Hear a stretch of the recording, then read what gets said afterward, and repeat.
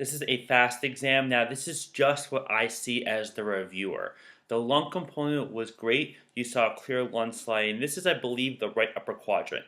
So this is lung here, and I believe you see a bit of kidney, maybe liver, but you don't have the right orientation or plane. My guess is that you're too anterior into the abdomen because what I need to see the diaphragm, the spine, and then Morrison's pouch, which would be the space between the kidney and liver.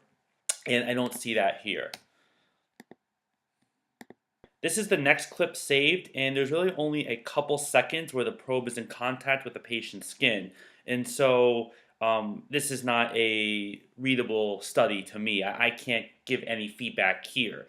Now, one thing to keep in mind is that when you press the save button, that's when it starts to save. It's prospective, not retrospective. So you press the save button, and then you give me 4 seconds of the probe moving in whichever direction you think is necessary for me to be able to see in order to review. This is, I believe, either the liver tip or this is the left upper quadrant. And you're focused here on the kidney. I need to see the space between either the kidney and the spleen or the kidney and the liver. And so you need to move the probe in this direction, which is more towards the axilla. This is your cardiac view, and this is limited as well. And I don't think you can make a clinical decision.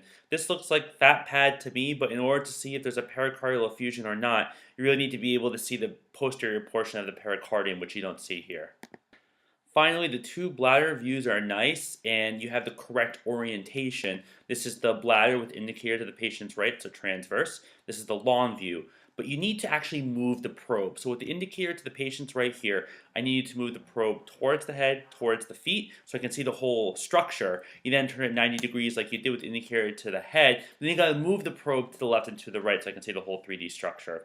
Hope this video helps. Let me know if you have any questions. Thanks for saving.